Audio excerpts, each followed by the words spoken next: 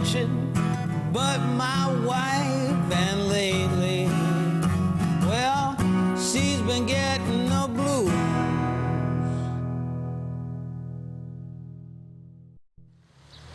24 minutes in front of 4 o'clock. Time for Bird Songs, your guide to the sounds of the treetops.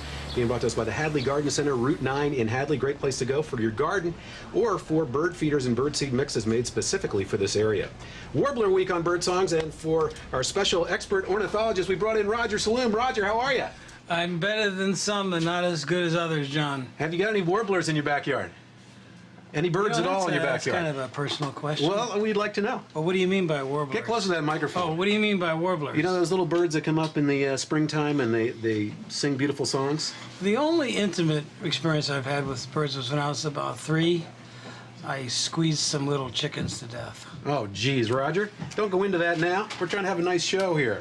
Roger Saloum, great local musician and expert ornithologist, helping us do bird songs today. And it is Warbler Week, and here is our warbler today.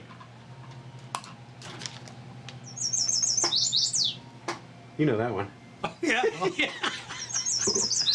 Roger is, first of all, very talented, speaks the dialogue, speaks very openly in reference to the baby boomer generation. You know, unfortunately, our business today is basically run by corporate America, which means that, you know, it begins with the big record industries, and it also ties into the big corporations that own most of the radio stations in our country. You know, I think there's an ongoing trend of having the same sort of radio station in one city as you'll find in the next. What's unfortunate about that is that it really sort of pushes out a lot of talented people such as Roger Saloum. I haven't made a recording in like 20 years. I sort of was, I don't know, terrified, reclusive or something, not performing much. And kind of looking at the last 20 years of my life, or 30 or whatever. And I said, I don't want to be one of those people who says I should have.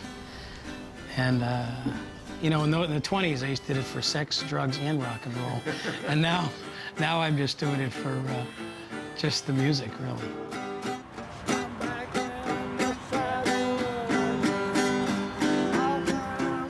I stopped playing music because I lost faith in myself. I didn't believe in myself. I didn't think anybody cared or wanted to hear me play. When I first started recording again, I was just hopeful that I would have something to share, to show, that it was meaty enough. And this engineer, Mark, allowed me to be myself. And that was exactly what I needed. I needed someone who knew what he was doing, but also would kind of leave me alone and be invisible at times. I think at that point I was sort of like not a mental patient, but I was definitely not normal. And he gingerly and tenderly allowed me to be me. And those first sessions were terrifying, because I didn't know if I would have anything to share or to show, or I didn't even know how it would go.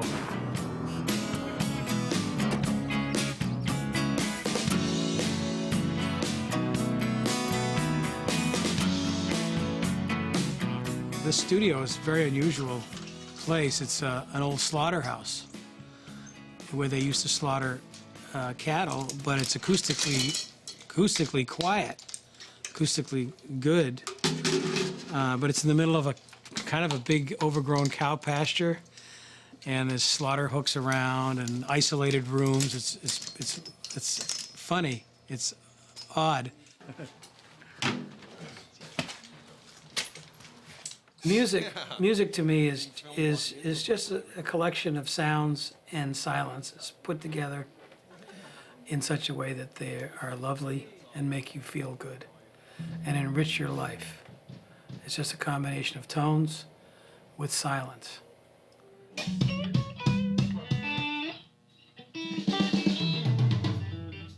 you're ready, Mark. How's that feel? I'll have you guys all hang tight for a little bit. I'm gonna get Roger going. Let's do it.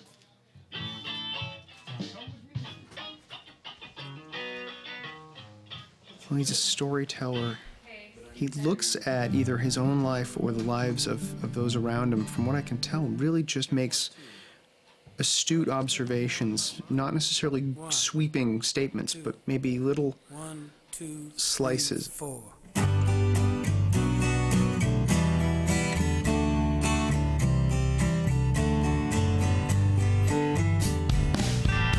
Take a hold in the middle. You can drive me in. That's right, below me, fire above. Fall in love with you again. At my sweetest lady,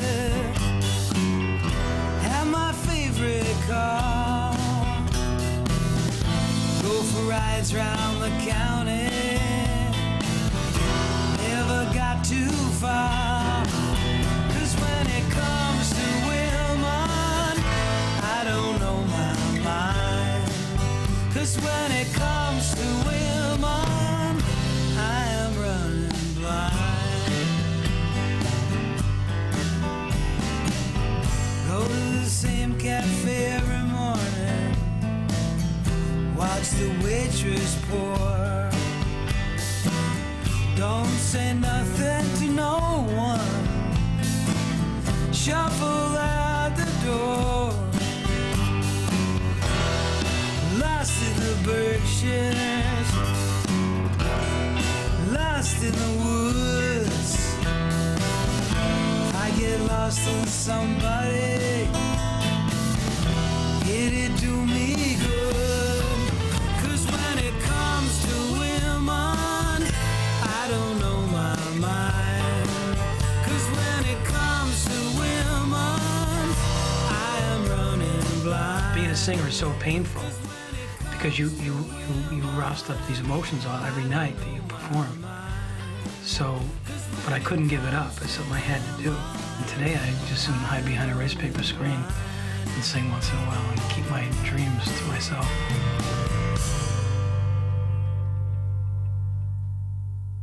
My first milestone that I could remember that was a big gig was I was asked to open for Jose Feliciano, who at the time was a very big name in show business. And I liked him. And he was a little bit of a sort of a Hispanic folk singer kind of guy. And there were maybe 2,000-3,000 people there. And I went up and I opened for him. People loved it. And I remembered something that's haunted me to this day.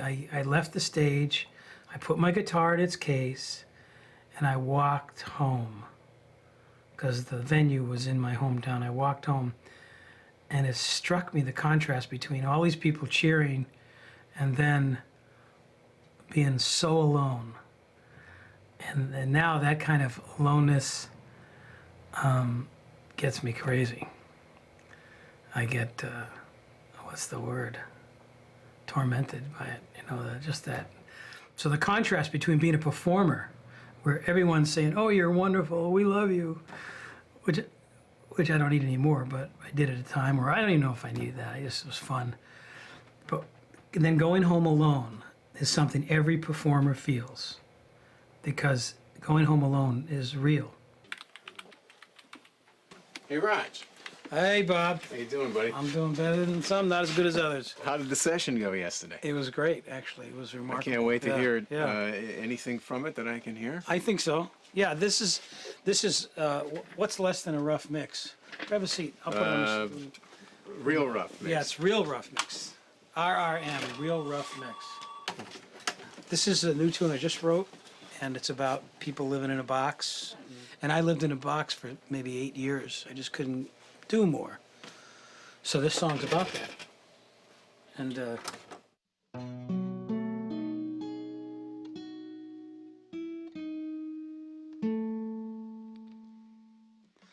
What you gonna do when you can't do anything? Can't do anything.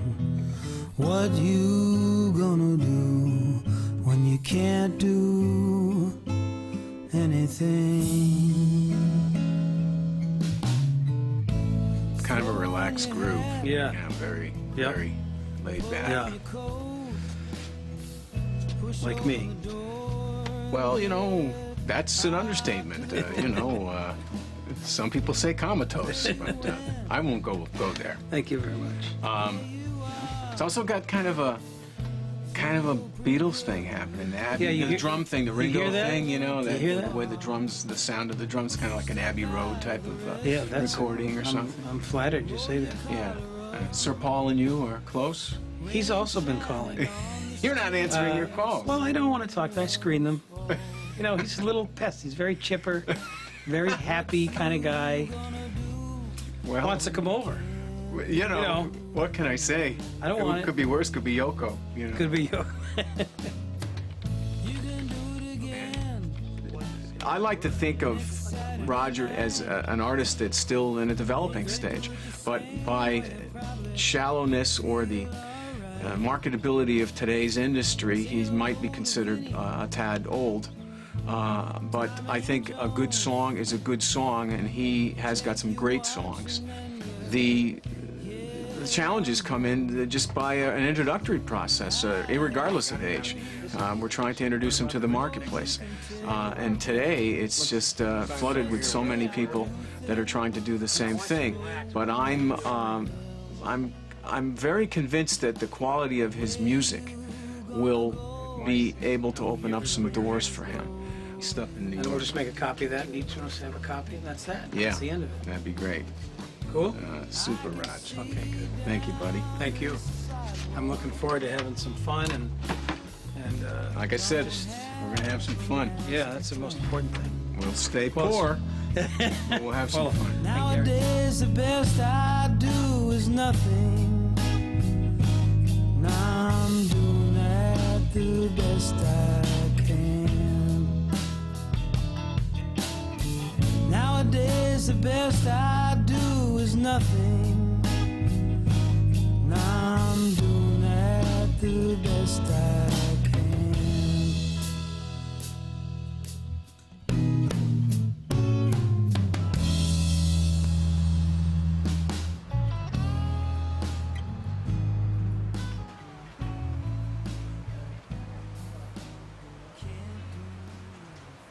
Thanks for coming by. Yeah, Just a sure. couple of last things, okay? Okay, sure. My pleasure.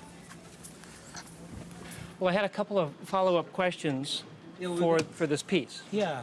Are you going to put it out yourself? We're sort of dallying around. Are you shopping it around? Yeah, a little bit. You know, Who'd at be my age, interested? it's Who'd be interested in this? people that maybe had no taste. You know, people were really desperate. No taste, desperate, shorter people. You know, maybe people Deaf people? with impending genetic catastrophes. Okay, but seriously, who? Oh, I don't know. I don't really know. Would you? There are labels that like I'm a contemporary of people like, you know, Bonnie Raitt and Eric Clapton, Yeah. those people, and Van Morrison and the band and stuff. But I haven't had a record deal for years. And Why is so- that? Why have you waited 2 I'll tell you, decades to come out with another That's collection? the biggest problem is it's twofold. As I've been unfocused in my life, and I just don't focus well. I've noticed some of my friends have gone on to become well known, and they've big focus, big time focus, very ambitious.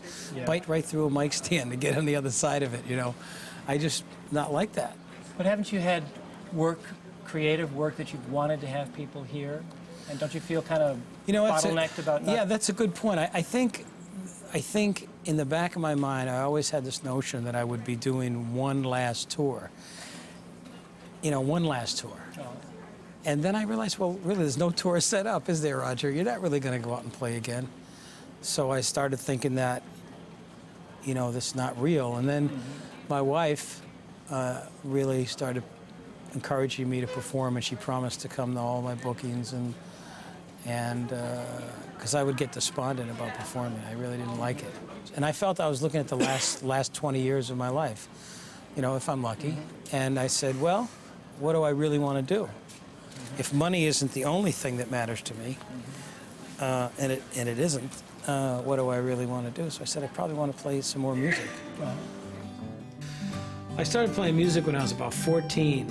I did my first gig when I was 14, playing banjo, because I loved Pete Seeger, and I loved the Kingston Trio, and I loved the sound of the banjo. and I started playing it, finger picking it, and doing folk songs and playing little, playing at church fairs and stuff like that, and YMCA benefits for little children, and played at my friends' houses and just sort of copied other people's material.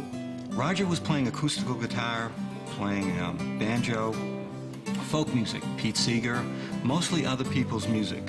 Somewhere along in high school, I noticed he began developing his own songs. His own personality began coming out into the music.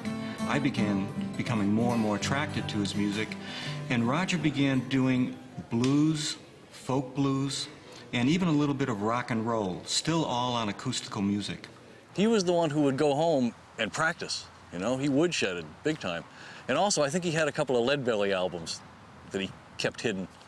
And he was adapting all these Leadbelly songs. There were a whole bunch of songs that I thought were Roger songs that years later, were really these Leadbelly adaptations, which is, that's legit.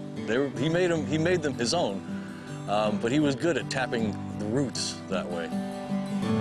Listen, good people, I'm about to sing a song. Going to St. Louis, and won't be long, 'cause I'm wild about my loving. I like to have my fun. If you want to be a girl of mine, you better bring it with you when you come. I went to Indiana University as a student, and I was maybe 19, couldn't have been more than 19. And I started playing around and got a little following, and people liked me, and we made a record, which is still around, and I hear from people who are trying to find that record periodically. When I met Roger Saloum, I knew that he was going to help speak for me as the songwriters of those times did. I saw him at a party, and everyone was clustered around him. Not so many years have passed in my life.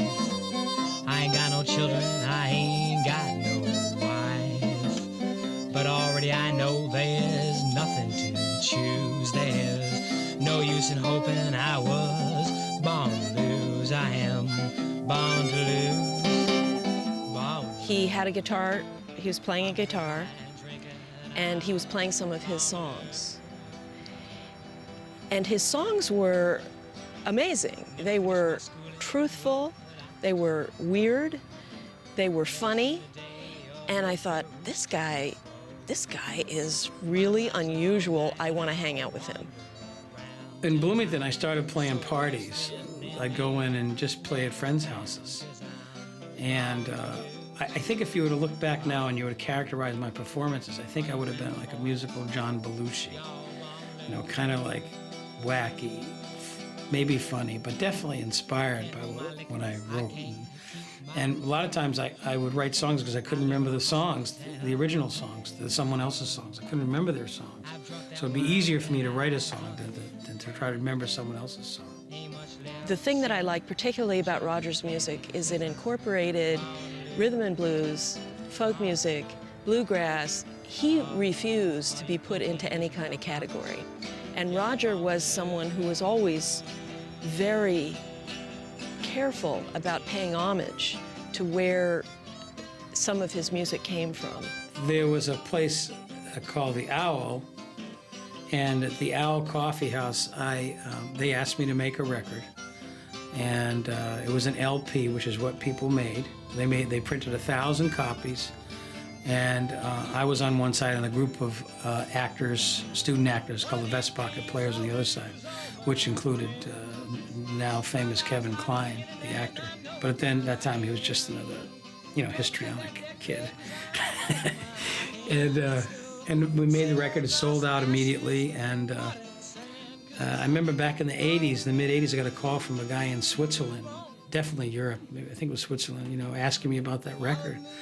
And to this day, some people ask me about it. But, it's like most of my life, it's under a heavy cloud of obscurity.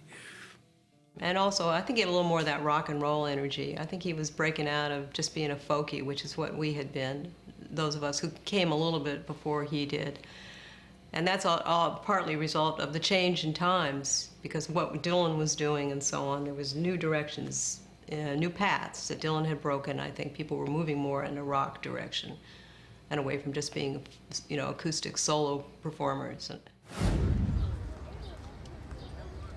It was in the late 60s. Well, there was a cactus drug, and I think I took the cactus drug. I remember this girl, Penny, and I were together, and then we were staying at Don's place, and at the morning I said to Don, I said, I was just with Penny last night. She's a wonderful person. Would you like to stay with her tonight? Because it was free love, and you know, we weren't possessive. I really wish I was like that today. I'd be happier, but I mean, to a degree, I mean. But Don then stayed with Penny the next night, and you know, I think they're both happier for it, you know, in memory.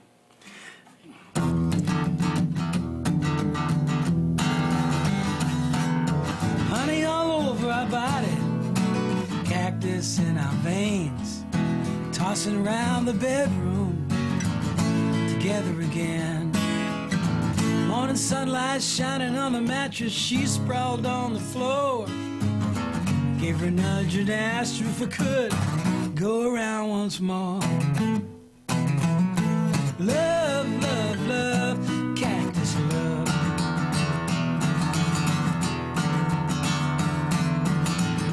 I kind of wanted to play rock and roll too, so then I found this sort of blue-eyed soul group called the Mother Bear, and then this young student who became a friend of mine, Robin Sinclair. We made the second demo tape with a band that we had pulled together from San Francisco and Bloomington. We had sitar, drums, guitars, Roger singing, and also Robin Sinclair for female vocals. Robin had been studying, I believe, operatic music at Indiana University. Good friend of Roger. She joined the band. We made the demo tape. We then shopped the demo tape around. Roger wanted to send it to Chess Records in Chicago, well-known blues label close by. We sent Billy Joe out to San Francisco. He ran into Brian Rohan, who got a hold of a producer from Mercury. We also sent it to San Francisco, to Saul Zantz out here. At that time, Saul had a company called Fantasy Records. We got a positive response from both Chess Records and Saul Zantz. We flew to San Francisco, Roger and I, to meet with Saul. And he wanted to sign us up. And while we were talking to him, he said, well, I have one other band with my label, Fantasy Records. I just signed them up, and they're called Creedence Clearwater. And Roger and I hadn't, well, of course, none of us had heard of Creedence Clearwater. And Saul said, they're an okay band, but they're not quite as good as you guys. Saul Zantz, who ran Fantasy Records, wanted me to sign my band up, but I didn't want to. But then he tried to sign me up as a writer, and he did. And at that point, John Fogerty was working in the warehouse at Fantasy, dollying records around and stacking records and stuff. And Saul said, I want you to see this new band I got. I said, oh yeah, what's the name of the band? He said, Creedence Clearwater Revival. I said, oh, that's great. And he had bought them some amplifiers. We went to see them. They were playing at a little club called the Mandrake, and no one was listening to them at all. Everyone was dancing, and, you know, they didn't care who Creedence was nobody. And then, you know, 6 months later, they're the #1 band in the world after the Beatles broke up. When we were talking to Saul Zantz, I could tell that Saul had a real appreciation for Roger as a poet. And he could see Roger's talent. And when he was talking about the other band he signed, Creedence Clearwater, that he felt they were more of just a straight-ahead kind of rock and roll band, and that Roger was a real talent, and he wanted to record Roger. In the meantime, we said, well, let us think about it. We flew back to Indiana, we flew up to Chess Records, and we met with Marshall Chess. And we were building a following of Marshall Chess, who was the son of the legendary Chess brothers, Leonard and Phil. I was starting to get involved in the music business, and he signed me to a deal, and Marshall, young, really bright, talented, knew just what he was doing, knew the music business, very strong in the Midwest where we were at that time, made us an offer. He offered us some money, and he offered us a solid recording contract for Cadet Concept and to do the recordings in Chicago. The studios we had been working in up till then were good studios, but the studios at Chess were amazing. They were big. There was lots of opportunity. Our producer was ready to give us the instrumentation that we wanted. My parents lived north of Chicago, and Roger and I stayed with them while we were recording. The limo would come for us, take us down to the studio. It was a lot of fun. There was a lot of pressure. We were some of the first white musicians on Chess Records, and that was a real honor. We recorded in Chicago in the famous Chess studios. Willie Dixon was down the hall, the Dells were down the hall. And in terms of always being aware and paying homage to our roots, we were really happy about that. We made a sort of a psychedelic record. And put it out on Cadet Concept, which was a subsidiary of Chess, or part of Chess, and it was a blast. You know, I said after I met that one fella just outside of New Orleans, I pulled into town and I seen this brass band that's going so nice. And I said, well, I started to ask people on the street, and I changed my mind because it wouldn't make much sense. They don't know. They might know who Marie Laveau is. Anyway, like I said, I catch this brass band and I see this big, long chick doing this premarital dance alongside of it, and she's grooving. And like she's getting a lot of attention from the crowd, and I figured, maybe this is the woman, man. Maybe this is the chick that's gonna help me get around. Come on, Marie. Oh, Marie Laveau, yes, she's my voodoo queen. She's Marie Laveau from New Orleans. Marie Laveau. The reviews for the album were good. Our album was released the same week as John and Yoko's Naked album. And what was interesting about our album is that we also had a naked back cover. I think the front cover was me naked, which was wrong because when we went to the studio, it was going to be Roger naked and not me, and he refused to take his clothes off, so it ended up being me. So we really thought Roger was going to be, you know, he's going to make the big time, and he was going to put Bloomington on the map, and we were going to be real proud of him. But it didn't quite work out that way. Instead of those cracks in the ceiling over my head, I lit a cigarette and I figured, you know, I can't say anything more to my woman. She just ain't gonna talk to me. I'm gonna have to see Marie Laveau. I know she. It was fun. We went to San Francisco and met a lot of people and had a lot of fun. And oh, I don't know, I got a crash course in the nastiness of the music business. You know, we're gonna be all there. We're gonna be relaxed.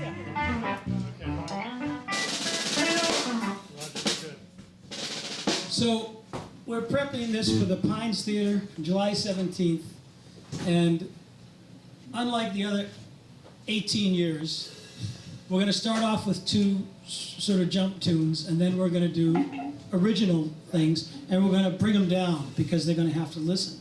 So if they're coming up to dance, I'll apologize to them, and then we'll do these original tunes. No, you're not going to do that, because it'll be the last thing you say on stage. Don't apologize for anything when you're on stage, all right?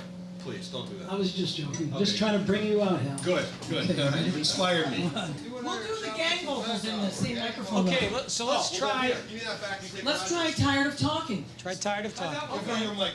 I have to interact with them. We have to do our life. We have this whole thing choreographed now, okay?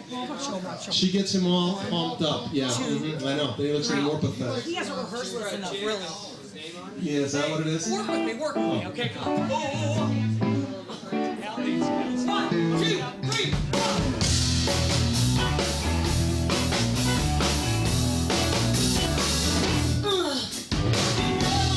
Yeah.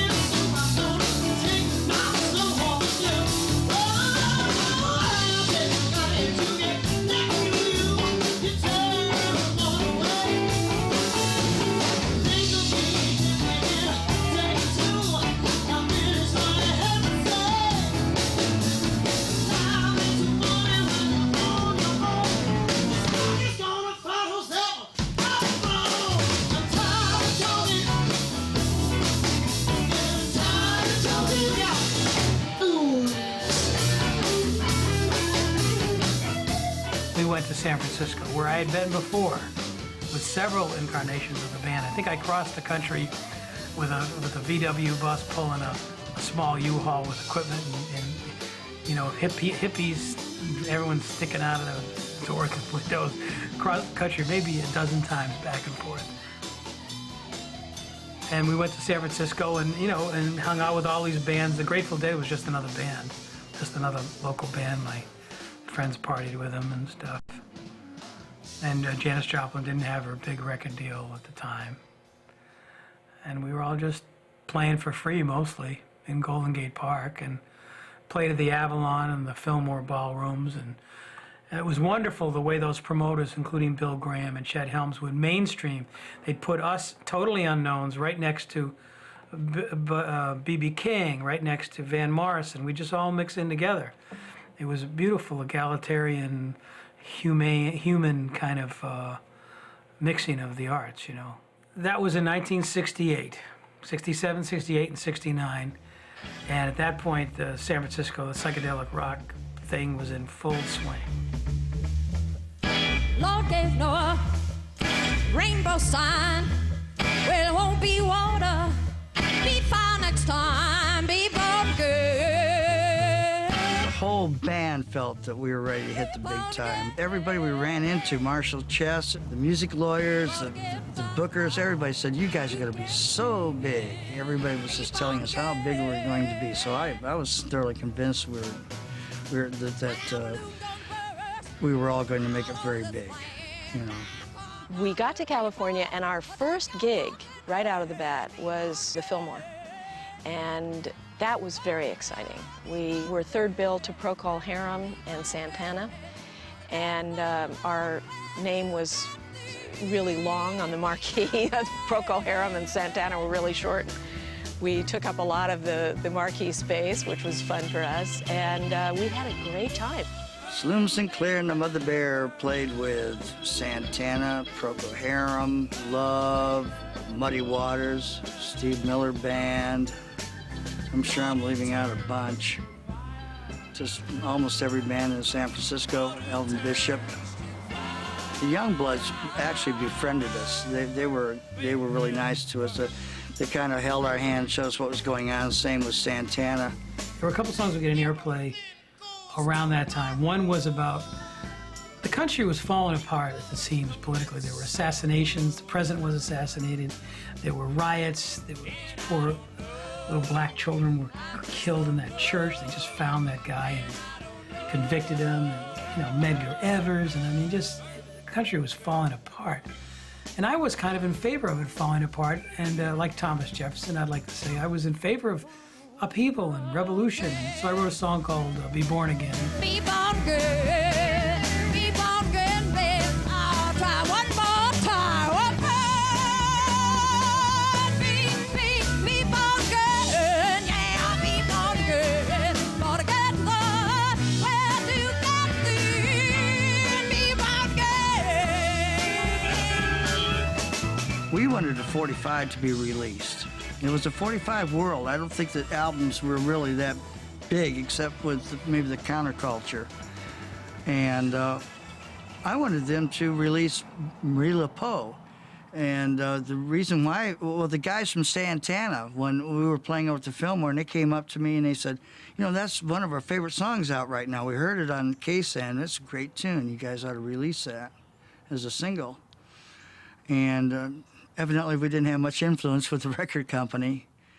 Well, FM was the place where you heard folk music or you heard classical music, not rock and roll. So there were only 15 stations or 20.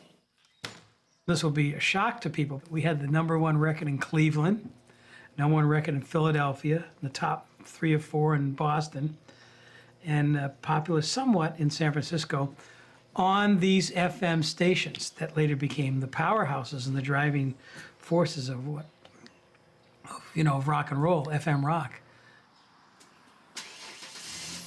I believe the reason why Marshall didn't really release Marie Laveau as a single is because he had a budget to work with. You know, he was still the kid in the family. And I overheard, I can't remember who said it or what, about that he had a certain amount of money to spend on the project, and that was it.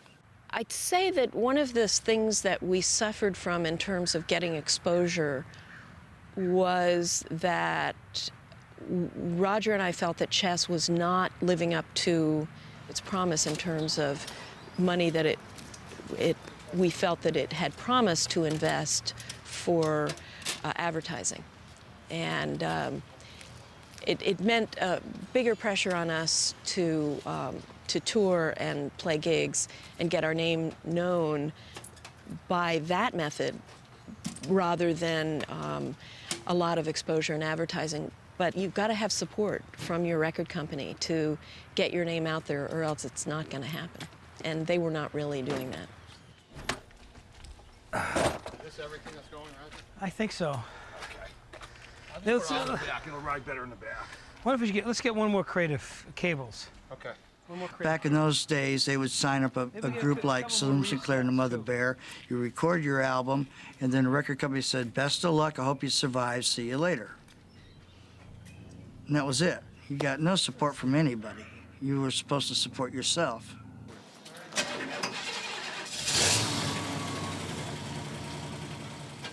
We felt we had some leverage behind us in terms of the past performances we had given. We had good reviews, and now we really needed the record company to promote us, to put us on a national tour, and to get us up and going to where we had originally anticipated we would be.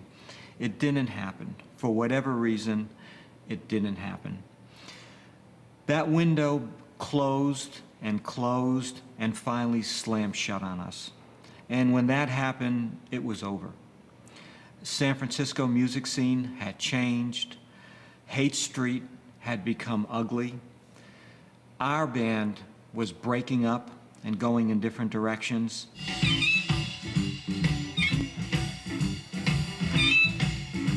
We're at the fairgrounds, Three County Fairgrounds in Northampton, Massachusetts. It's June 22nd, 2002, and this is the third annual Blues Fest, Blues, Brews, and Barbecue Fest. And the first one lost an unbelievable amount of money. And then they asked me would I help them, and I sort of said, yeah, we'll keep it down home, but good music and sort of keep production costs down. And last year they sort of broke even. I think this year they're going to make money. And it's a non-profit organization. The fairgrounds is non-profit. And I think we're going to have a nice day. The weather's holding up, which is always a concern when you're outdoors. And one of the acts, Blind Boys of Alabama, just won a Grammy Award, which we're thrilled with. And they've got one of the, people are calling it the top traditional gospel groups in the world, and I believe that. And some other wonderful acts, James Cotton and Jay Giles and Peter Narvaez from Newfoundland. Susan Angeletti, a local artist, is moving on up the food chain. It should be good.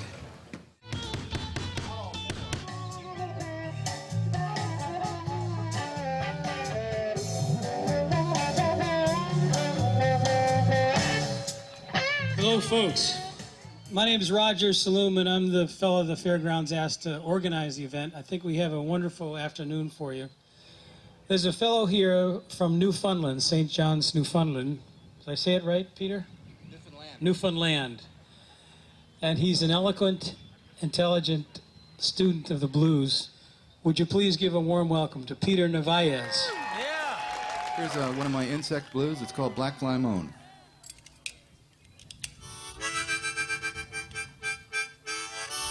I think you know what I'm talking about when I talk about black flies.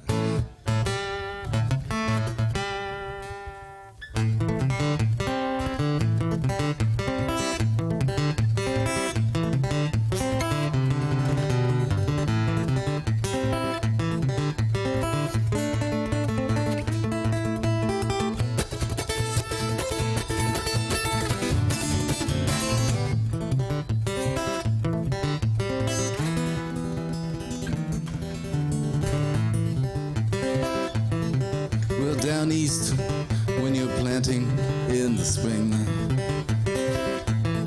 Well, down east, when you're planting in the spring. Down east, when you're planting your spuds in the spring now. Well, them black flies start their prancing on the wing. I used to live in the 60s in Bloomington, Indiana, and that's where I first met Roger. And it was an exciting time in Bloomington at that time. It was a time when every kind of music, from bluegrass to blues to rock, was being played. It was a time when there was a lot of street music. It was a time of the human beings where there were great demonstrations with the likes of Allen Ginsberg leading them and this kind of thing. I would describe Roger's music at that time as being an interesting blending of Bob Dylan, who I think was affecting everybody's sense of the possibilities of poetry and music, with blues and what today is called roots country music. The #1 gospel group in the world. Please welcome a big round of applause, forget the rain, for the Blind Boys of Alabama. We're going to sing for you. Here's a song for you. I think you like it. Amazing grace, how sweet the sound that saved the wretch like me. I once was lost, but now I'm found. Was blind, but now I see. What's grace that calls my heart to feel, and grace my fears release. Oh, how precious is that grace, grace of the hour I first believed. Amazing grace, how sweet the sound that saved a wretch like me.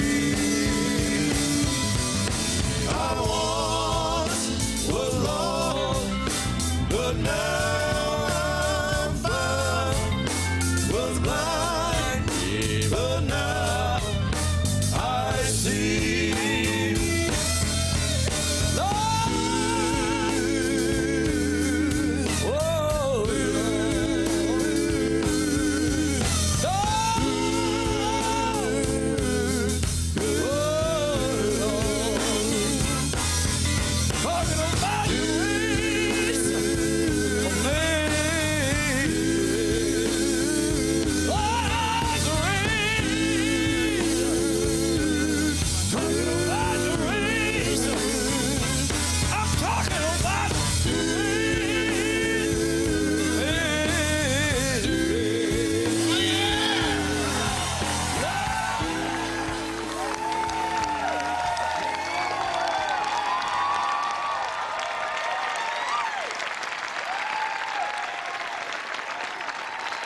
Ladies and gentlemen, when you look at this next man, you're going to see the prodigy of Sonny Boy Williamson.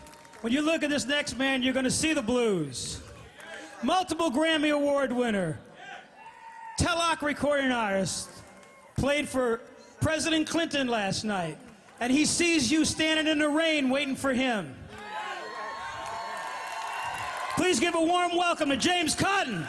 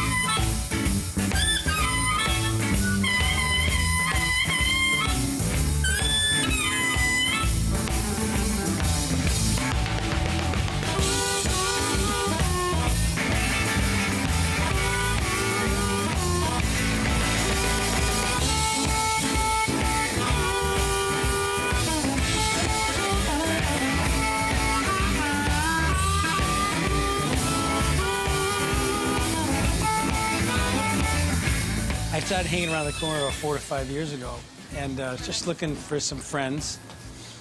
And, you know, I mean, I like people who didn't think in a straight line, because I don't think in a straight line.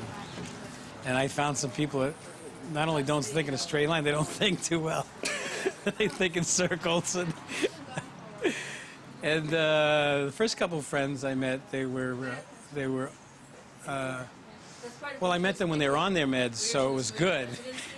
But, and then it made some more friends, and actually every one of my friends now, including my wife, I met on this corner, which sounds crazy, but like different levels of friends and different. I sort of think of them as different levels of, you know, being able to deal with the real world. And then, you know, there's some of us that kind of live in the fringes. I told you, it was the Notre Dame coach, like this. Did he go? Well, I forget the guy's name. He says I'm very fortunate to be here. I feel fortunate to be here. I mean, I tried my best to be here. It's a good thing that I am here. And I'm pleased that you could be here as well. It's as good a possibility that we wouldn't have been here, and I hope you can hear me. Seeing me isn't as important. But there are many who find that hard.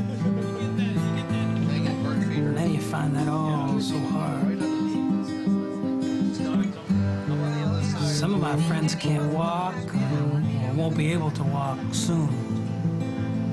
Some can't hear and some can't see. Some can't talk. Some can't touch, but they all can feel. Actually, some can't feel either. And some feel too much. It's paid in this room. I'm sitting here by myself and I can't stop it. When I first met Roger, he wasn't playing other than doing this one concert a year, and loved music and loved performing. But I think he'd become really discouraged and disillusioned with the whole music business, really wanted to get out of the business completely. And he's very talented, and he has a gift. And for those of us who have no talent when it comes to performing or just the ability to do something like that, I felt it was a terrible waste. The idea was that we would get some additional experience gigging with the Mother Bear, which we were doing, and then we'd probably put a tour together. But what happened was Marshall, who was our guide, Marshall Chess, who was our guide at that time, and our advisor, was saying that he felt that with the move from the middle of the country in Indiana and playing in the city and playing with kind of a hard-edged group, the Mother Bear, that Roger and I were losing contact with our roots, which something we definitely didn't want to do. I went to Nashville because two reasons. One, because Marshall Chess, who was running a subsidiary of Chess Records called Cadet Concept, thought I reminded him or some of his people of Bob Dylan. And Bob Dylan had just recorded Nashville Skyline, and I loved it. So he sent me down to record in Nashville, and I kind of fell in love with Nashville, its simplicity and its countryness. And I recorded with some of those people, which was a band that was nominated for a Grammy Award, Area Code 615. They really set it up so that the music reflected them more completely than it reflected Roger and I. We had a lot of trouble getting the vocals high enough in the final mix, so I wasn't quite as happy with the final product on that one as I had been with the first album. Great to see you, Roger, and excited about the show tomorrow. 19 years you've been doing, is that right? Is that a misprint? I can't believe that. No, that's the truth. Amazing. It is amazing. That's a truly extraordinary thing you've got going there. My favorite thing about your show, too, is it's free, except it costs $12 to park your car. It's $200 now. It's gone up. $200. What a racket you got going over there. That's unbelievable. So why don't you guys play a tune, and then we'll talk a little bit more about the free show tomorrow at the Pines. Okay.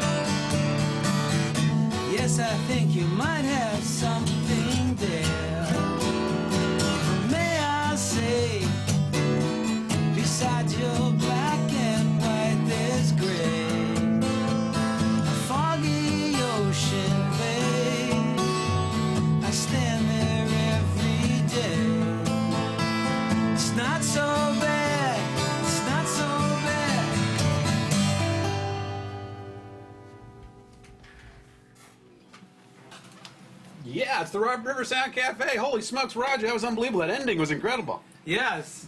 Never done that way before. Yeah, I thought I was going to keep going. You surprised me. Well, so did Hal. That's a nice song, though. Thank you. I just carried away on that. I don't even know what it meant, but most songs I don't know what they mean. So. Yeah, well, that one. Roger he's a character, he's a part of the community, he's a great musician, and I think that's a big part of his music, actually, is the fact that he's a real person, and that comes across in his vocals and also his writing, where, you know, one of his big songs was Get Out of Worcester. He's originally from Worcester, and that just connected with people, not just because Worcester was kind of a down-and-out place, but just that it was local, it was a real place. Nobody sings about Worcester, you know. It just would never even occur to people to sing about Worcester, except to Roger. And that's Roger. He's unique, he's funky, he's down to earth. We were in Nashville, and in the songwriter circle I was in, which included Rodney Crowell and Richard Dobbins and Guy Clark. We hooked up right away with a lot of music-oriented people, and there was, and I think, I don't know if it's still functioning in the same way, but there was a pretty well-known music place there called the Exit Inn. And we hung out there a lot, and Jeff Walker would play there. I mean, they had some really big acts, and Guy Clark was someone we got to know pretty well.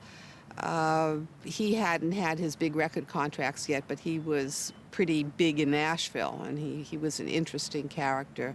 My wife, Deborah, and I lived in a barn in Nashville. We had renovated a barn. We didn't have the money to fix it up, so we had set up a tent in the loft. It was the best place I ever lived because the barn swallows woke us up every morning. It was beautiful. But I went with her and a fellow named Skinny Dennis, who was the tallest, skinniest bass player I ever knew. He weighed 125 pounds. He was 6'7", huge guy and big sweetheart. Guy Clark wrote a song called L.A. Freeway with Jerry Walker recorded. And there's a line in there, here's to you, old Skinny Dennis, the only one I think I will miss. I can hear you soft and saying all the words you're playing, songs you're saying. Anyway, it's a really great song, and Skinny Dennis was with us on the road, and we drove from Nashville to New York. Marilyn Lipsis had a coffeehouse circuit called the Coffeehouse Circuit. She had launched the careers of Jim Croce and Brewer and Shipley and Jeff Walker and many artists, and she had set up an audition for us in front of a live audience. So we went and we drove there for 18 hours, probably straight. Maybe we stopped. And we got on stage, and I said to the audience, I said, well, we've just driven for 18 hours. We're going to play for about 12 minutes. I sure hope you like it. And they did. They loved it. And Marilyn, we got off stage, and Marilyn said, well, you're gonna make it. She said, I can't tell you when, but you're going to make it. I wish she could have told me when then, because then I could have, planned things around that time. He won the audition, and, we were going to go back and then start off doing those shows. But he had that song, Got to Get Out of Worcester, and I just love it. It's certainly lighthearted, simple, but very complete, and it to me gave a wonderful snapshot of what a city like Worcester is like. Have you ever seen streets so bumpy? I'm just a young man and I feel so funny, Lord. Gotta get out of here. It's the same old corners and the same old stores, same old buildings, and they're building more. Help me, get me out of here. Oh, I gotta get out of Worcester, gotta get out of Worcester, gotta get out of Worcester. Move on down the road, yeah. When I was coming back from Nashville in my truck, I pulled into Worcester. I had a camper on the back of a pickup truck, and the whole time from Nashville to Worcester, no problems. We got into Worcester, hit a pothole, camper snapped, some chains broke off the camper on the pickup truck, And I said, boy, this town. So I wrote this song called "I Gotta Get Out of Worcester," which at that time was a, kind of unappreciative, kind of dirty, industrial, practical place, not a place for someone with dreams or visions or hopes that ideas and people come first. So I wrote that song, and it became a hit in Worcester. It became a hit in Worcester, and then we redid it again in 1983, 10 years later, and it became a hit again. Local hits. It's all local hits. This is nothing approaching, anything national. Almost all my songs, for whatever reason, are about things that really happened to me. So I wrote a song. My dad had a friend named Phil Thompson who was a wallpaper hanger. My dad said, listen, you've got to learn how to make a living. You have to have a backup. So I learned from Phil and my brother how to hang wallpaper. So I started, like a tradesman. I learned from family members, and I became a wallpaper hanger. I was in Nashville, Tennessee as a songwriter, and I needed to stay in town. I couldn't afford to leave because you have to be there for people to hear your songs. So I got a job hanging wallpaper. So I'm hanging wallpaper, and my head's filled with songs. And I took out a piece of paper, and I wrote on the back some lyrics. And then at the end of the day, I was tired and sweaty, and I went looking for that song, and I realized I had hung it up on somebody's wall.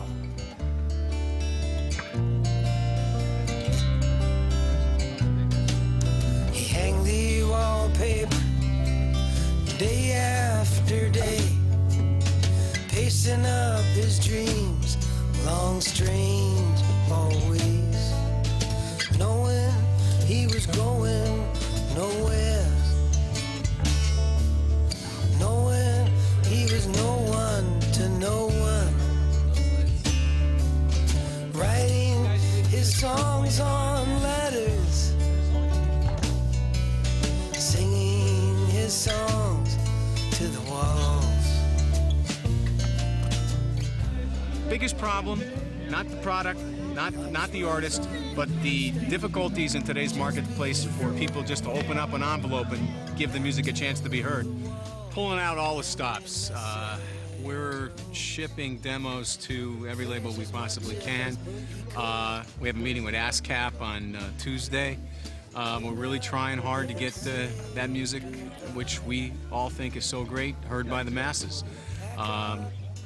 Apathy and indifference be damned. I think, and I truly believe there's something special that Roger has to offer, and we're going to keep on plugging until somebody out there sees it on a mass level.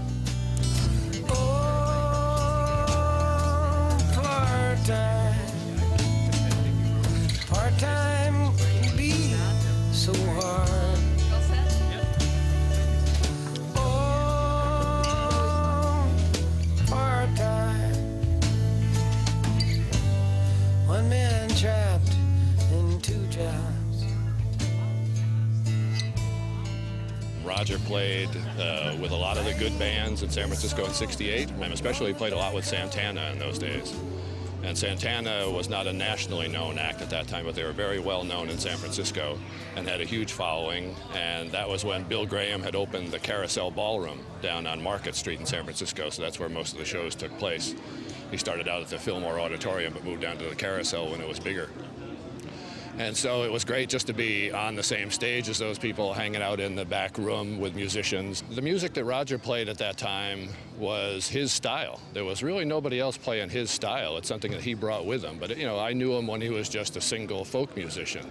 So when he came out in '68, it was really the first time that I had heard him with a full band backup, as well as the female singer, Robin, as well, with the band. So it was an interesting mix of the music of the times, but it still had a folk tradition was the basis for it. Rogers has had many reviews of his CDs and things that he's done. The Boston Phoenix has been quoted numerous times. Rolling Stone called Roger Saloum a superb storyteller. Car and Driver called Roger Saloum a triumph.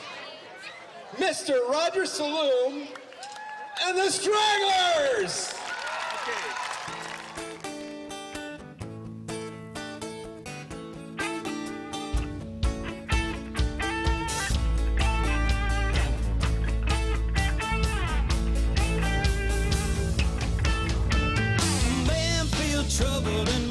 he wants to sleep all the time.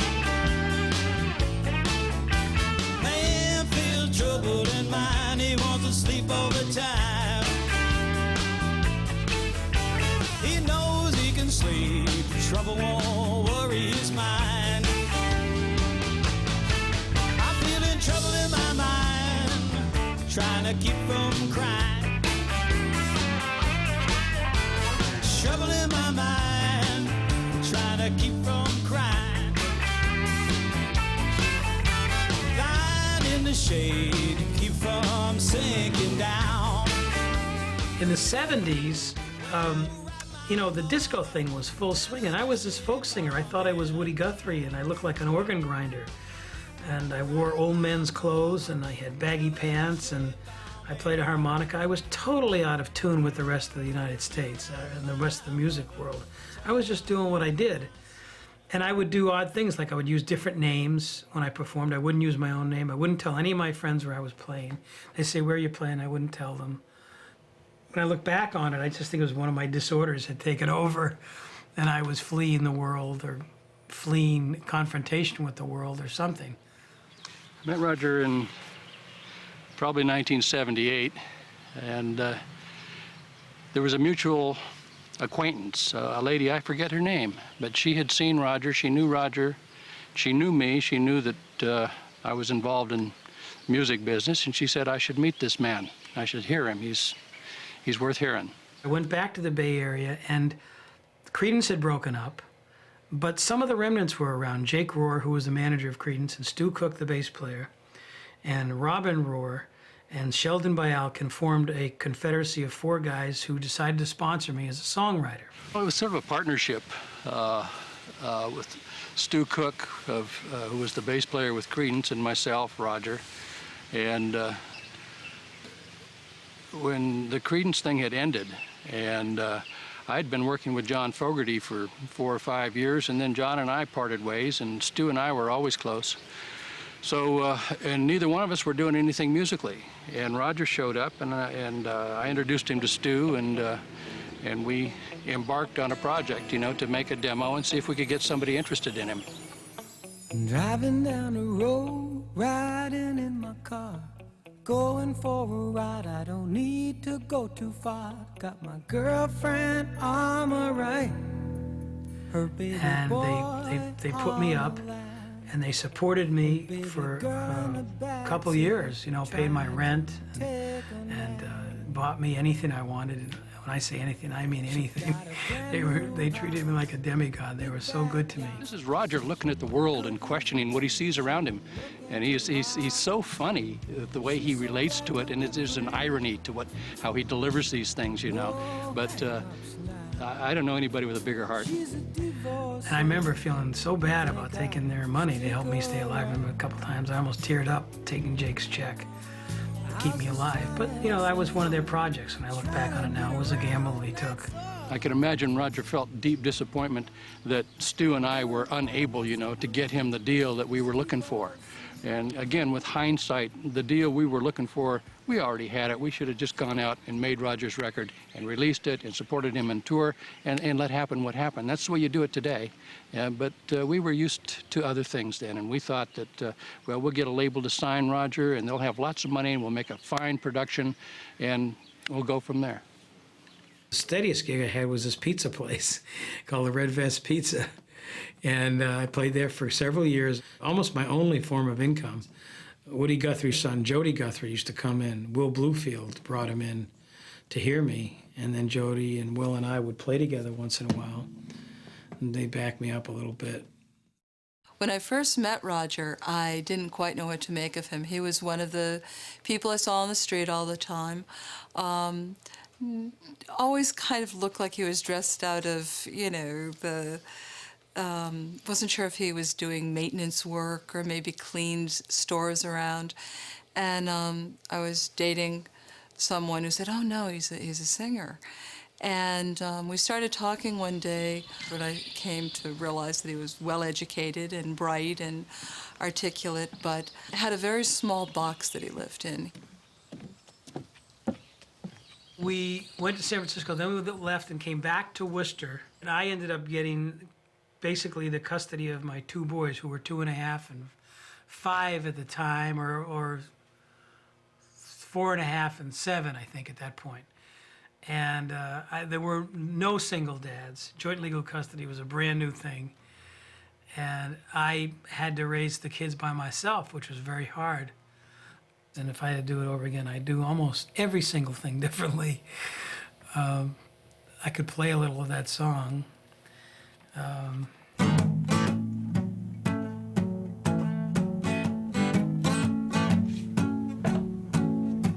Well, I'm not sure how it happened, and I don't know what I did, but I had a little divorce, and I got my kids. I got the kids. I got the kids. Give them breakfast, get them off to school. They don't look too good, but they're cool. Go to the PTA. Everyone wants to know if we're okay. I got the kids. Once you got them, oh, you got them. I got the kids. So it was hard, but, you know, to this day, the boys and I are close, and they're in their 20s now.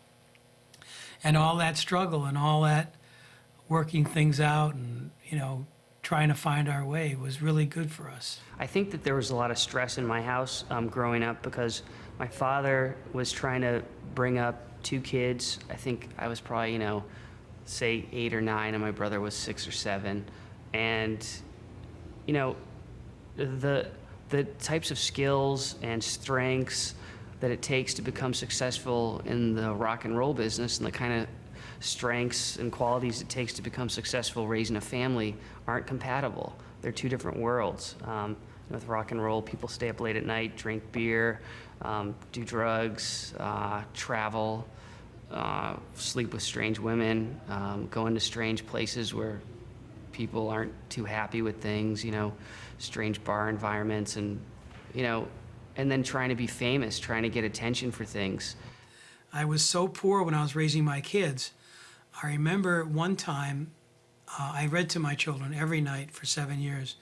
I'm sitting in their bedroom reading a story to one of my kids, and I can see the breath, my own breath, because the bedroom was cold. The bedroom was so cold because we couldn't afford oil to heat. We had a wood stove. And we were just poor. I mean, dirt poor.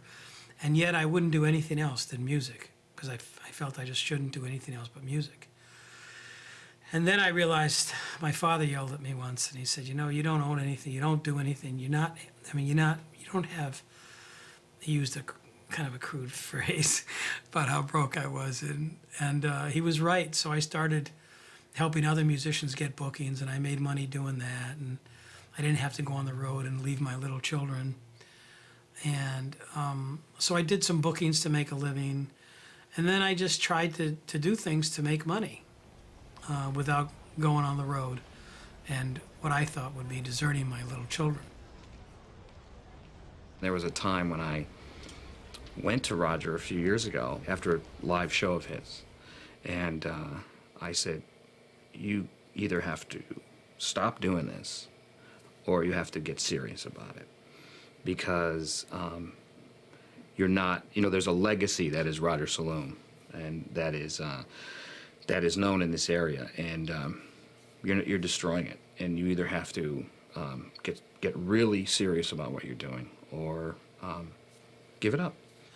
I get very despondent, and I'd say, I can't do this anymore. I get anxious, and I just say, this is not for me. No, it's almost like he won't compromise what he does. And when you have artists like that, they either pick up on, the public either likes it or they don't like it.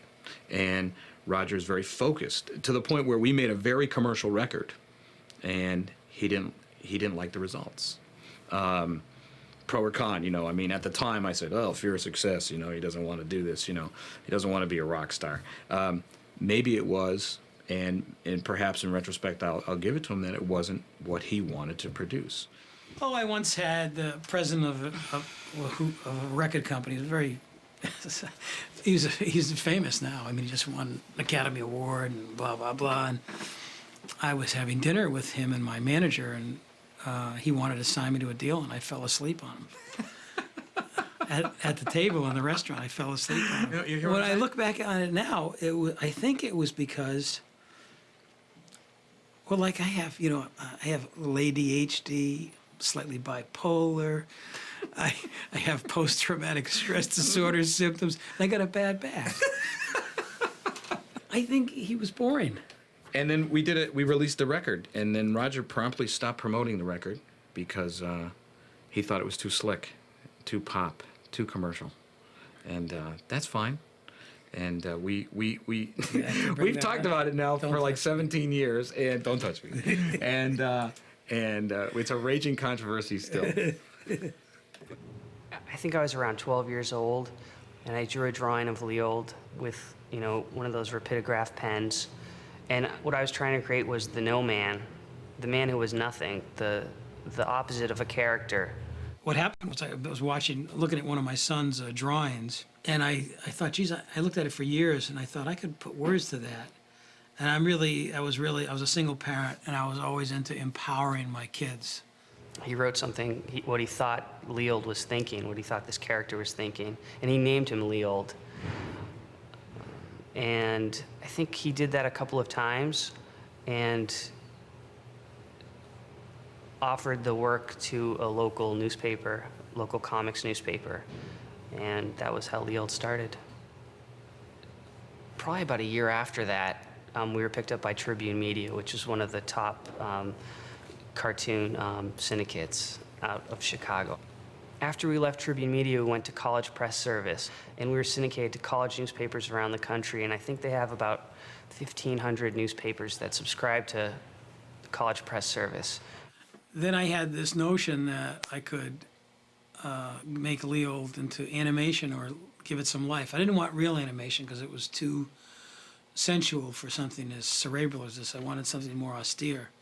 So I contacted a friend of mine. Actually, it might have even been his idea to make it into a video. I'm not sure. But he did soundtracks, and that's Wes here.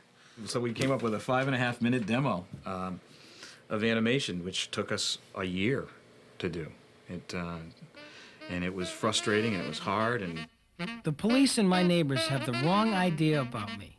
They think I am taking things from them. They know I always return the bicycles and the lawn chairs. I'm not a thief. I am a communist. My Uncle Patan thinks I will outgrow this, but he is embarrassed by me.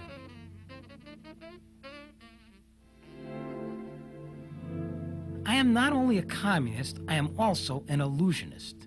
There are very few of us left. I know it is hopeless to discuss this with the police when they catch me running through the backyards with several lawn chairs at 3 a.m. I phoned my dad from the station, and he said it made him vomit. I don't believe him because I know he has a very strong stomach. I think it was about 1997. Our friend Wes Talbot, who's my father's friend as well, and also a friend of Mike Scully's. Mike is the executive producer of The Simpsons. Wes started soliciting Mike, trying to get him involved in producing a TV pilot of Lea Old. So in 1999, I spent most of the time, well, we shopped it. We got very close. The big picture is that we got very close with this. MTV, focus grouped it. Roger, when we were at MTV, they thought Roger was a god. Because he just kind of wandered out of the meeting, and they were like, where's that guy going, And he poked into his head into all the different cubicles at MTV, eventually to the point where the guys were following him around. Who's this guy, And he became like the Lea Old guy at MTV. And yet he did the same thing at Comedy Central. Okay, did the same thing because he took off his shoes at the meeting, and they were looking at him like, who's this nutcase over here, And so it's both times Roger was just being Roger. you know? And one time he was revered for it, and one time they couldn't get away from him fast enough. But he wasn't doing anything different at either place. He was just being Raj. Raj, kind of a big day today, man. Yeah. You know, we've been punching and punching and punching, and got a little bit of a break when come to visit Jeff today, and you know, he likes your material, and you know, those new mixes they're really excellent. I hope he likes what you sent him. Yeah, it'll be interesting to see how he reacts to it. You know, even though we officially got the nay from Artemis, Jeff still believes in what you're doing, and I have a kind of a good feeling about, you know, I don't want to be too, you know, the premonition type of thing, but I have this vibe that it might be a decent day for us. I just think that you need to carry the ball today. You need to just, you know, be yourself, be natural. Take my Ritalin? Take your Ritalin. So I don't fall asleep on him? We're hungry. We've been hungry for a while. I think it's time you get fed, don't you? Yeah. Hey, Jeff. How are you? How you doing? Good to see you. The man behind the music, Roger Sautter. Hey, hi. Thanks. Pleasure meeting you. Nice meeting you. Come this way. Thanks for seeing us, Jeff. No problem. Thanks. Bob, come on in. Thanks, Jeff. Have a seat. Thank you. With the industry the way it is, you know, and you being out of the industry for a while, maybe there's some pointers I can give you how to go about getting signed to a label and what they're looking for. Basically, right now, the way the industry is, when a new artist is coming up, they like to look at sales. Well, on the record label's part, it's really costs a lot of money, you know, to market, to sell, to promote a record. And not everybody sees those costs. You know, they see the finished CD, but they don't really know how much time, effort, and money goes into it. You know, there's promotion, there's the accounts that have their advertising programs, possibly videos to be made. So, you know, labels have spent upwards to $1 million to promote There is artists. one niche label that I met at the convention that showed interest in Roger, and an initial interest, and I'm waiting to hear back, and that's a small label out of Minneapolis called Liquid 8. They're distributed by BMG. I think Liquid 8 just went out of business. I hate to tell you. Is that true? I just met with somebody who had a record through them, and they said they're out of business. They liquidated? That's great, Bob. You gave me five on that that's one, the record Bob. business.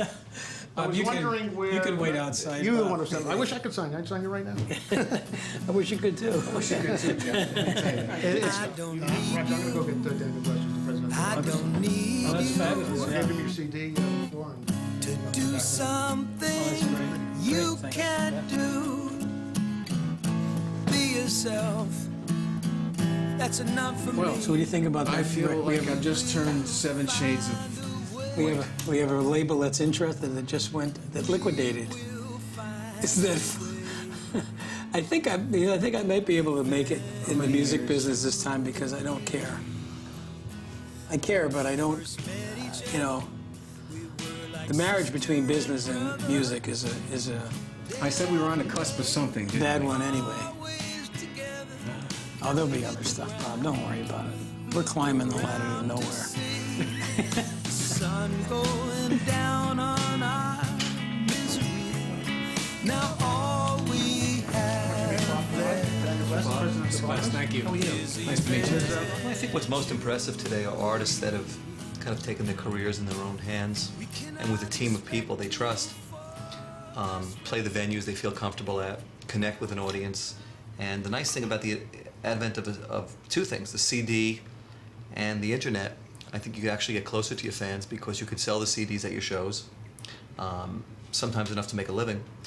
And also, I think the internet, building a fan base and connecting yourself to other artists of your type and just be able to do that. And I think the Amazon.com sites and the Barnes & Noble and the Borders are terrific places to breed music. I mean, one of the greatest stories of the last 3 years is an artist who's dead, named Eva Cassidy, who's got one of the biggest hits in our business.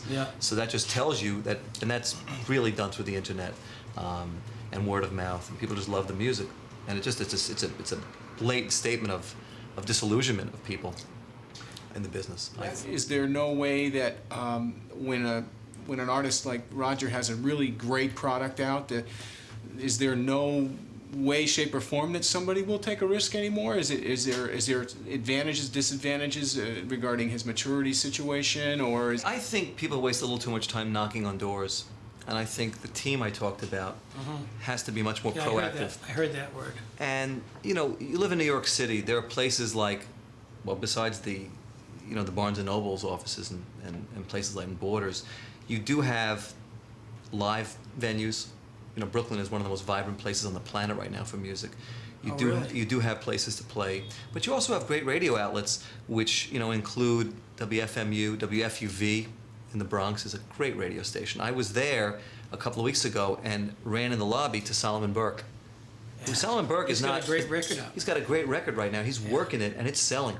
Yeah. And it's doing great. Is he on your label? No, he's on a competitor's label. I think they're doing a terrific job. It's a great record. I heard it. But I'm saying there's an active team out there doing what they're doing in the Bronx, all over the country. Yeah. Now it takes a little machine to do that. It takes a little money to do that. But I think the results are there. There are artists that unfortunately do these things and sell, you know, 12 to 15 records in a marketplace, and that is not going to, you know, pay anybody's bills. But being frustrated about major labels, or, you know, this one got more airplay than me, I think that's an act of, you know, futility. So I think I'd love to hear that you had 30 people go see you 2 weeks ago, and this week you had 60 people go see you. Yeah. And while you were there, you sold 23 CDs, and the week after you sold another 23 CDs. I said, wow. In other words, people don't spend $10 to $15 on a CD if they don't want it. Yep. That's an active audience. Like that gets me excited. I think that's how you get yourself into the record deal state, you know. And then you also control your deal. So I hope I've encouraged you today, because I think there's a absolutely. It's actually a very good time. Well, thanks for your time, and thanks for coming down to say hello. Good luck. I much appreciate it. No, good luck. Yeah. Thanks, Daniel. Nice to meet Appreciate you. your time. You know about it. Appreciate your Eventually, still have to find a way. Eventually.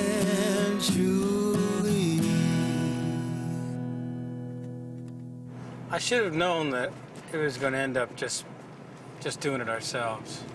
You know, at my age, and the fact that I don't look a certain way, the first two things is my age, and the fact that I'm not. Well, the second thing is my age too. And the third, you know, obstacle is my age.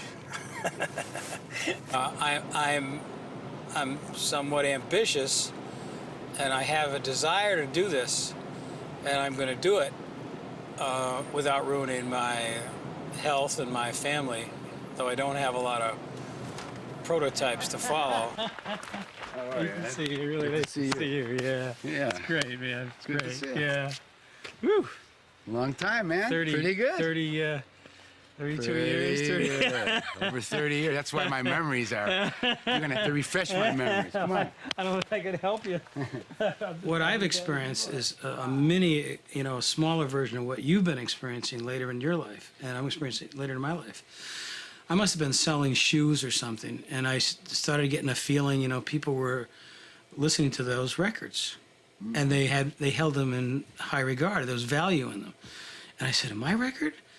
And someone said they were selling that record for $36, and I heard another place $85. Then I know guys would spend $100 on the record. And it sort of made me feel good, even though... Come on, how could it not? I go through that all the time. Yeah, you must go through it all the time, right? It's like every record you've ever made. I mean, I've made hundreds of records. Yeah. Most of them have not sold, you know, but when someone, yeah. you know, one that wasn't, like yours or anyone that wasn't something that you put your heart and soul into like you did, like we did. Yeah. Even if one person gets off on it, right. It could have changed someone's life. Yeah. One time I went to a radio station promoting in Detroit. And you remember the first record on Cadet Concept, your label was Rotary Connection, remember? Yeah, with Minnie Ripperton. With Minnie Ripperton. I went to this radio station, and a DJ came out, and he grabbed me, and he said, thank you, saved my life. So I saved your life. He said, man, I was on a bad acid trip, and someone put headphones on my head, and I played Turn Me On the Rotary Connection, and it took me down, man. It saved me. Thank you so much. And I said, wow, you know, that was the greatest thing I had ever heard up to that time about the record. Because we were what was called album rock. Mm-hmm. Everything else was singles up No, until I then. know. That was the very important thing. I mean, all those 15 I knew at that time. You There knew was all those Donahue stations. and Mitchell in San Francisco. Yeah. Yeah, I did. That was the whole... That was the outlet for Cadet Concept Records, was the beginning of FM radio. Yeah, That was the, but it was changing rapidly. It was rapidly changing, but they'd play it, you could hand them a record, they would play it. Yeah. It wasn't the structured playlist. Yeah. It was free radio. Yeah, and, you know, they have those fees now. They have those, now it's insane. But my dad used to always say, great music makes the most money. Yeah. You know, so I was always looking for fresh, great, new music. So that's yeah. why. But what happened, man? Why? What do you think? What happened? I mean, we got airplay, we got some definitely good reviews, and I saw it just didn't happen. Well, I mean, what do you think? We had the number one, you didn't know this, but we had the number one record in Cleveland and in Philadelphia. And we had the number 3 record for several years on the biggest station in Boston, WBCN, because that's my area where BCN I was from. I remember that. And I think 2 things came to play. I was not a songwriter who understood the need to have American roots part of your music, because I was psychedelic rock crazy guy. My band was blue-eyed soul guys. They were white, but I didn't understand the forms. Like I didn't care about form. In fact, I was disrespectful of them. But that's okay.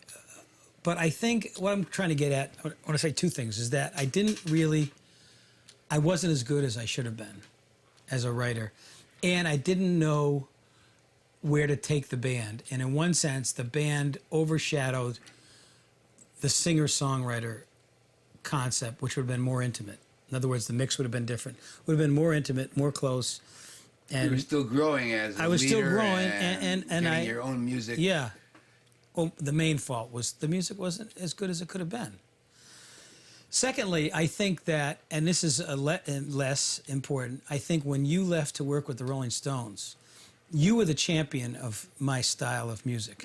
Because that label was covered with blues guys that loved the blues, loved rhythm and blues, loved Motown, loved, as they should have, that kind of music. And I and a few other artists out of that building were not that way. So when you left to work with the Rolling Stones, there was no one there to champion and to push us. I think if you had stayed at the label and you had stayed committed to trying to help me out, and if I had a little more brains, and I was a little more thoughtful, I think, like when we went to, when you hooked me up with Dylan's guys in Nashville, and if I had known then what I know now, I would have mixed that record much differently and had it recorded much differently. We had Charlie McCoy and Kenny Buttrey and Norbert Putnam and Weldon Myrick, Mac Gaden, The best players. nominated for a Grammy Award. Yeah. I just couldn't and didn't know how to focus in on what my strength was. What do you think my chances are of doing something? Do you have any ideas Well, of where I could go with it? First of all, I would always say there's always a chance that could be a 10 million seller, you know, if the winds blow right. But unfortunately, in my honest opinion, right now, 2002 going into 2003 is not a greatest time to put out a record that isn't part of the formula with big bucks behind it. Because it seems like the music that's selling and getting exposed needs this certain formula of VH1, MTV, getting it in the record stores, distribution, radio play to make it sell. Everything costs money now. You to get it on, to get it in the record shop in the bin costs money. If you want it on the end display, costs money. If you mean to get, you have to pay. Yeah, you have to actually pay the record shop to get it in. You do? Yes. You don't just get it You don't shipped just to get there. it. No, it's all, there's all special deals. Yes, you could get on one national TV show. You could get David Letterman or someone or to love your CD, put you on there and do a cut and sell 7,000 the next day. So I would never tell you that it can't happen. I'm just saying times are rough. Yeah. Times are rough for it. I thought the internet would be able to expose guys like you, people who are fresh. But it seems like it's just too much stuff. You know, no one is really, it seems like it's overloaded. It never really panned out. where the new stuff got exposed that greatly on the internet. And, you know, that may be, you may find the right label, you know, someone who, like I was when I was 25 or 24. Right. You know, who Is believes there in another you. Marshall Chess out there? I don't know.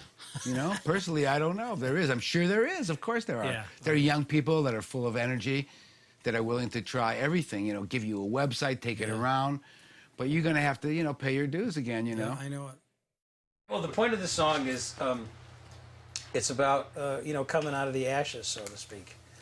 You know, rejuvenation and then enjoying, you know, and finding it all endearing.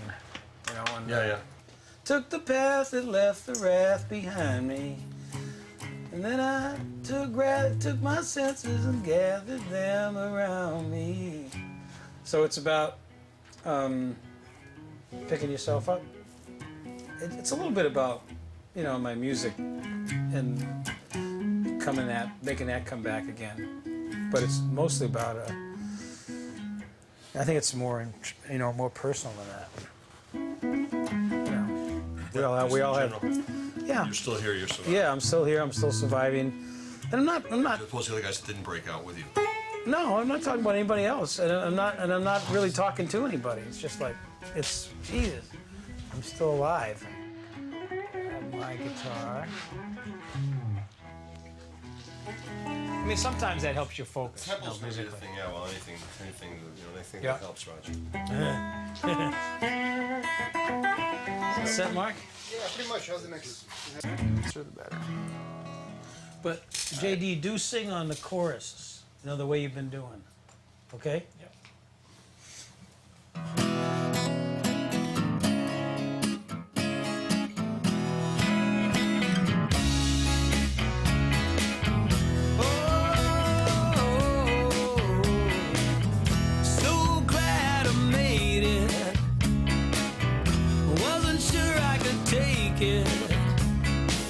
I heard they said I've been faking it, but I'm here. I'm really here. I remember the day you came my way. You seemed so good to me. I wondered what you wanted to see, but I still remember the day. So glad I made it. Didn't think I could take it. I heard they said I've been faking it, but I'm here. I'm really here. Wonder why you came into my life. It's all passed by so quick, and it hasn't really made much sense. But I still wonder why.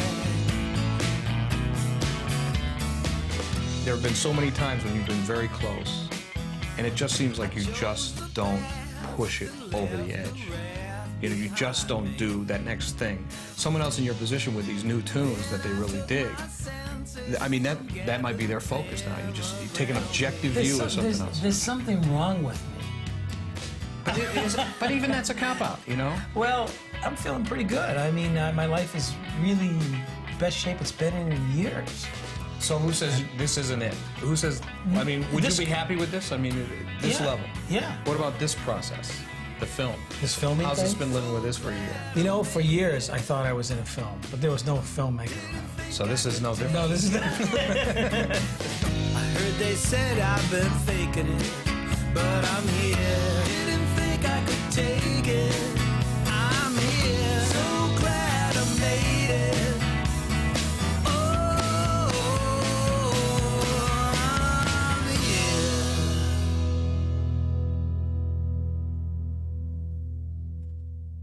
Are we going to listen to the take? Yeah, let's go listen to the take. Okay, quick. All right, I made a mistake.